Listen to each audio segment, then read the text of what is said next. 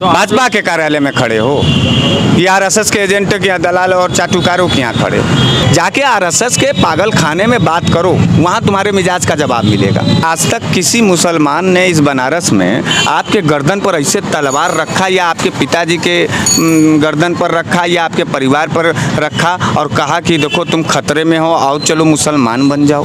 Bharatiya Janata party का नेता और गली का एक कुत्ता दोनों बराबर होते हैं, और इनमें भी वफादारी अगर आप नापेंगे तो गली का कुत्ता ज़्यादा वफादार निकलेगा। बनारस की अपनी एक खासियत है, यहाँ कभी भी कोई भूखा नंगा भिखारी जो है तड़प करके नहीं रहता है। नरेंद्र मोदी ही कहे थे कि हम भिखारी थे, बनारसियों ने कहा कि भिखारी आया है राष्ट्रीय लेवल का बेचारा, उसको हम लोगों ने वोट कर दिया।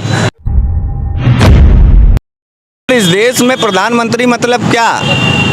आप बाबा भीमराव अंबेडकर साहब का संविधान पढ़े हैं कि नहीं पढ़े हैं? जी थोड़ा बहुत पढ़े, अब तो लॉ के स्टूडेंट नहीं है, मगर जितना ज़रूरी है उतना पढ़ा है। क्या पढ़े हैं कुछ बताइए, एक आध दो लाइन। हर इंसान इक्वल है कानून की नज़र। बस मैं यही आपसे कहवाना चाह रहा था। तो प्रधानमंत्री और हमारे में क्या अंतर है कि आप ज़बरदस्ती मुझे थोप रहे हैं कि आप ज़बरदस्ती उस आदमी का इज्जत करें?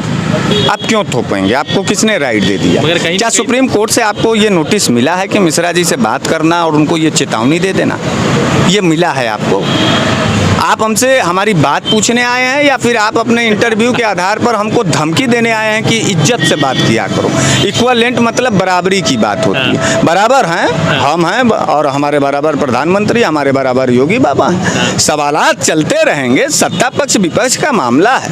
आप भूल रहे हैं शायद कि आप बनारस में हैं। बनारस बहुत बुद्धिजीवियों का शहर है। बनारस हमेशा न्याय का साथ देता है। बनारस जो है हमेशा भूखों नंगों की आवाज़ को सदन तक उठाने का काम किया। पहली दफा दुर्भाग्य बनारस का था कि किसी जल्लाद और कातिल आदमी के ऊपर रहम खा करके भारतीय जनता पार्टी के बतौर नेता नरेंद्र मोदी को हम लोगों ने वोट दे दिया। अच्छा, बनारस की अपनी एक खासियत है, बनारस बाबा विश्वनाथ की नगरी है। यहाँ कभी भी कोई भूखा नंगा भिखारी जो है तड़प करके नहीं रहता है। इसलिए नरेंद्र मोदी ही कहे थे कि हम भिखारी थे, माँ गंगा ने उनको बुलाया था। इसलिए जो है हम बनारसियों ने कहा कि भिखारी आया है राष्ट्रीय लेवल का बेचारा, कभी रोटी का मुंह नहीं देखा, कभी बेटी का मुंह नहीं देखा, इसलिए जो है उसको हम लोगों ने वोट कर दिया और वो प्रधानमंत्री बन गया जो है। तो अब इसके लिए जो है आप हमको बताने लगेंगे, अरे ठीक है, हमारा अतड़ियों से खून पी रहे हैं नरेंद्र मोदी, और हम ये भी ना कह पाएँ कि 100 रुपया का पेट्रोल क्यों कर दिए, 110 रुपया पेट्रोल हो गया। आपको बड़ा मज़ा आता होगा पत्रकार जी, क्योंकि आपको भाई अडानी अंबानी का फंडेड चैनल होगा। आप नहीं भाई, आप मुस्कुरा रहे हैं, मेरे चेहरे पे तो क्रोध है। यही अंतर आपने और हमारे बीच में देखो। आपके भी चेहरे पे क्रोध होता और मेरे भी चेहरे पर अगर क्रोध है तब इक्विवेलेंट हम लोगों का सवाल होता।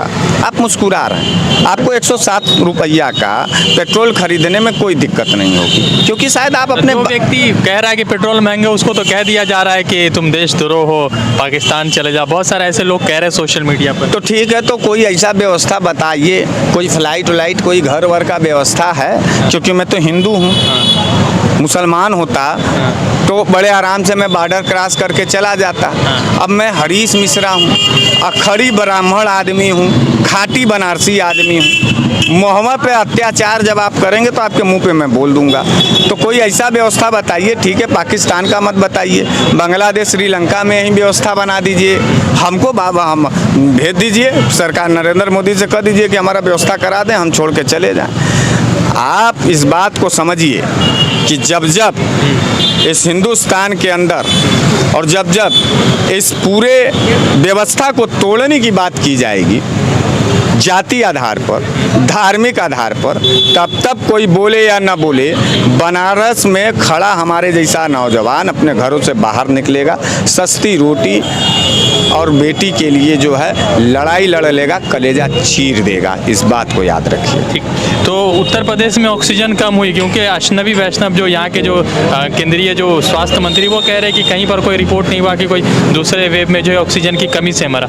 मगर जिस तरह से गंगा जी के पास गाजीपुर में लाशें बह रही थी, कुत्ते नोच रहे थे, तो कहीं ना कहीं तो योगी जी के जो है कोरोना मॉडल का पूरा तस्वीर बयान कर रहा है कि योगी जी कहीं ना कहीं उस कोरोना काल में फेल हुए हैं। मगर उसको लेकर भी भाजपा कह रही है कि ऐसा कुछ नहीं है, इसको जो है कुछ प्रोपेगेंडा मीडिया जो है चला रही है और योगी जी के नाम को बदनाम कर रही है। देखिए, पत्रकार नेता जो है जनता की सेवा के लिए होना चाहिए, नेता जनता का शोषण करने के लिए नहीं होना चाहिए। एक बात बताइए, भाषा से ही आदमी की मानसिकता पहचान लेना चाहिए, भाषा से ही आदमी की इंसानियत और भाव को पहचान लेना चाहिए। आप कह रहे हैं, हम कह रहे हैं, जिनके घरों के लाश वहाँ बहाए गए हैं वो कह रहे हैं, सब लोग रो रहा था। वो तस्वीरें कहाँ से आई थी? क्या वो डिजाइन किया हुआ वीडियो आ रहा था, या लोग शौक से अपने लोगों का गर्दन दबा करके मार डाले थे इसलिए कि नरेंद्र मोदी और योगी का विरोध करना?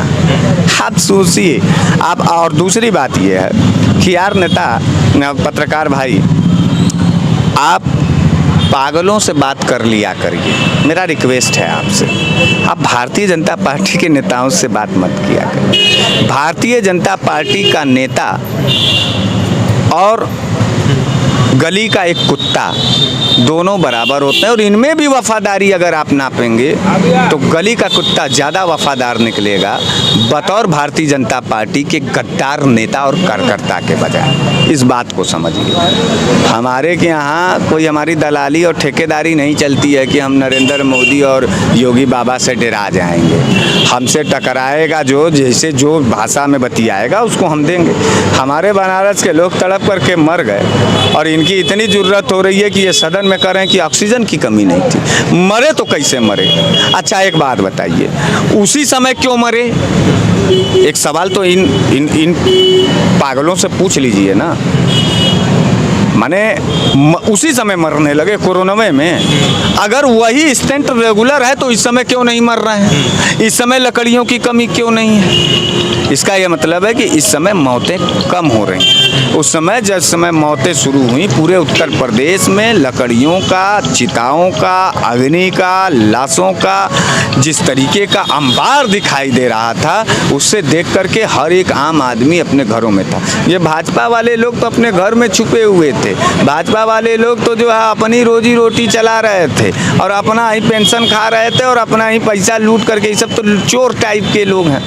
गली का चोर और कुत्ता टाइप का जो आदमी है इस समय, वो सब के सब भारतीय जनता पार्टी में है। इस बात को याद रखें। मिश्रा जी, एक आखिरी सवाल ये है कि अभी कुछ दिन पहले लगातार चल रहा है 3 सालों से 4 सालों से सोशल मीडिया पर, और भाजपा के लोग लगातार कह रहे हैं हिंदू खतरे में। तो कहाँ पे हिंदू खतरे और कौन हिंदू खतरे में, उसका कोई डेटा सरकार के पास? इधर आओ। क्या नाम है तुम्हारा? ज्ञान प्रताप सिंह। ज्ञान प्रताप सिंह। हिंदू हो कि मुसलमान हो? हिंदू हैं। अच्छा, आज तक तुम एक बात बताओ, कोई कितना उम्र हो गया तुम्हारा? हमारा उम्र है 30 साल। 30 साल। डिम्पल सिंह, ज्ञान प्रताप जी, आप ये बताइए, आज तक किसी मुसलमान ने इस बनारस में आपके गर्दन पर ऐसे तलवार रखा, या आपके पिताजी के गर्दन पर रखा, या आपके परिवार पर रखा और कहा कि देखो तुम खतरे में हो, आओ चलो मुसलमान बन जाओ? कभी किसी ने कहा? नहीं नहीं नहीं नहीं। बताओ कौन? मुसलमान भाई है। मैं हिंदू हूँ। वह हैं एक ठो। ए भैया इधर आइए। जी मानवर। आपका क्या नाम है? आशीष कुमार केसरी।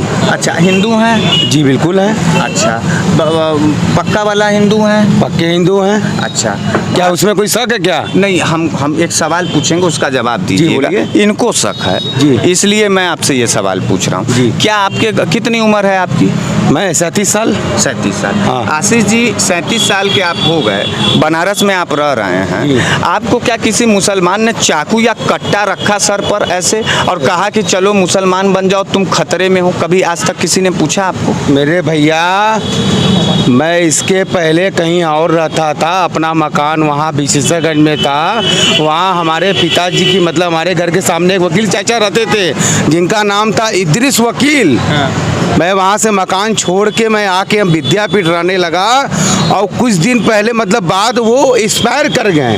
और पिताजी हमारे हमसे पूछे कि बेटा तुम कहाँ गए थे, तो हमने झूठ बोल दिया कि पापा ईद रहल, चाचा के यहाँ गलली सेवई पिए। हमको नहीं मालूम था कि चाचा पहले ही एक दिन पहले एक्सपायर कर गए हैं। पिताजी हमारे 2 दिन बाद उसके मार्केट में जब गए वहाँ, तो पता चला कि इदरीस चाचा हमारे एक्सपायर कर गए हैं। उन्होंने घर पे आया और पूछे कि बेटा उस दिन तुम कहाँ गए थे, हम भी चाचा के यहाँ सेवई पीने का झूठ बोलते हो। वो एक दिन पहले ही एक्सपायर कर गए थे। 1 महीना मान्यवर हमारे पिताजी ने हमसे बात नहीं किया था।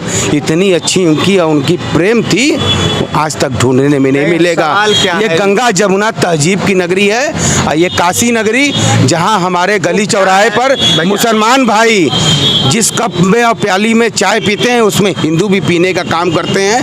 हम हिंदू हैं, हिंदू मुस्लिम भाई हैं, इसको कोई तोड़ा है ना कोई तोड़ पाएगा। डायलॉग कम दीजिए, हम आपसे जो पूछ रहे हैं वो बताइए। मैं सच्चाई बता रहा आपको हूँ। किसी मुसलमान ने आज तक ये पूछा, कहा कट्टा सटा के कि तुम खतरे में हो, चलो मुसलमान बन जाओ? नहीं। कौन हिंदू खतरे में है? पत्रकार कहाँ का रिपोर्टिंग कर रहे हो यार? काहे पागल? नहीं, नहीं, काहे- लोग कहते हैं ना भाई, नहीं, काहे पगल ही बतिया रहे हो यार? किससे बतिया रहे हो? तो भाजपा के कार्यालय में खड़े हो या आरएसएस के एजेंट के यहाँ दलाल और चाटुकारों के यहाँ खड़े हो? कहाँ बतिया रहे हो? बनारस में बतिया रहे हो? होश में सवाल करो ना भाई। कौन हिंदू है खतरे में? थोड़ा बताओ, यहीं तो पूछवा दिए। और रोके?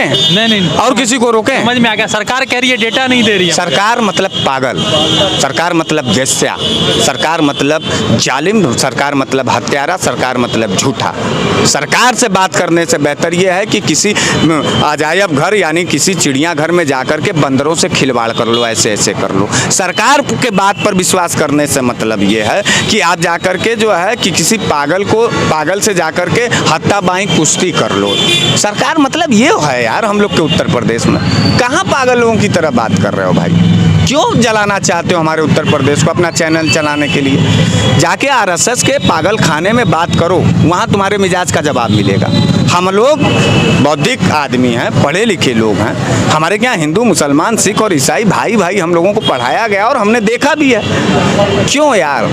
किसने ठेका दे दिया है चलिए। पत्रकार? सरकार किसकी है? योगी जी जा रहे हैं, कौन आ रहा है? आखिरी सवाल है, उसको अध्ययन करेंगे। विपक्ष के दल में जो भी जनवादी ताकतें हैं वो एकजुट होकर के भारतीय जनता पार्टी के जालिम सरकार और योगी के गद्दारी के खिलाफ जम के लड़ रहा है। और अब की बार दल नहीं लड़ रहा है, कोई विपक्ष में पार्टी नहीं लड़ रहा है, खुद उत्तर प्रदेश की सम्मानित जनता बनाम जालिम भारतीय जनता पार्टी और योगी के सरकार के खिलाफ लड़ाई हो रही है 2022 में।